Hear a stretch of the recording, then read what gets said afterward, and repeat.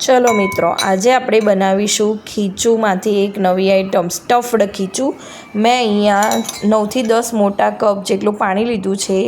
તેની અંદર 2 થી 3 લીલા મરચાં અને નાનો આદુનો ટુકડો અને 1 ચમચી જીરું લીધું છે। થોડા ચીલી ફ્લેક્સ પણ નાખ્યા છે।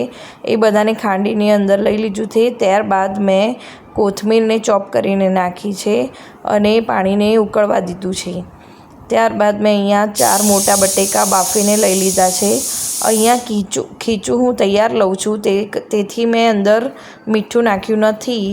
એ અંદર પાણી ઉકળે ત્યારે અંદર આ રીતે એડ કરી દેવું અને તેને પ્રોપર મિક્સ કરતા જવું અને લમ્સ ના રહે એનું ખાસ ધ્યાન રાખવું, જેથી કરીને ખીચું પ્રોપર થઈ જાય। અને ત્યારબાદ એક મોટા પરાતમાં કાઢીને આ રીતે ઓઇલ નાખી દેવું। ત્યારબાદ મેં અહીંયા બટેટાને મેશ કરી લીધા છે। ત્યારબાદ એક કુકરમાં મેં 1 મોટી ચમચી જેટલું અહીંયા ઓઇલ લીધું છે।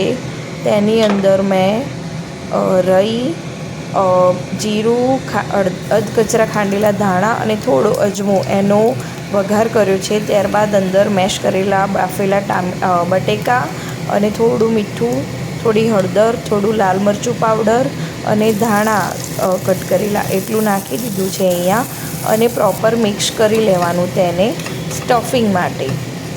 અને પેલું ખીચું જે આપણે બહાર કાઢ્યું હતું તેના બરાબર મસળીને આ રીતે લુવા જેવું વણી લેવું અને અંદર આ રીતે બટેકાનું સ્ટફિંગ ભરીને આ રીતે લાડુ વાળી લેવા। અહીંયા મેં બધા જ લાડુ વાળી લીધા છે। અને ત્યારબાદ એક ઢોકળાના કુકરમાં ગ્રીસ કરવાની થાળી આ રીતે ઓઇલથી। ત્યારબાદ એ બધા બોલ્સને 1 બાય 1 મૂકીને તેમ સ્ટીમ કરી લેવા 10-1 મિનિટ સુધી। સ્ટીમ પ્રોપર થવું જોઈએ અને ફ્લેમ પણ હાઈ રાખવાની। અને ત્યારબાદ સ્ટીમ થયા બાદ અહીંયા મેં વઘાર કર્યો છે, જેની અંદર 1 મોટી ચમચી તેલ લીધું છે અને રાઈ ફોડીને થોડી હળદર, થોડું ધાણા જીરું પાવડર અને અહીંયા થોડું જ મીઠું નાખ્યું છે અને ત્યારબાદ થોડો ગરમ મસાલો અને મેં અહીંયા મેથીઓ મસાલો એટલે કે આચાર મસાલો લીધો છે। તમે ચાહો તો સંભાર મસાલો પણ લઈ શકો છો, બહુ સરસ લાગશે। અને મેં અહીંયા એટલે જ લાલ મરચું પાવડર નથી નાખ્યો। અને ત્યારબાદ એ બોલ્સને આ રીતે અંદર નાખી દેવા। મેં અહીંયા મોટા બોલ્સ બનાવ્યા છે, તમે ચાહો તો નાના પણ બનાવી શકો છો। રેડી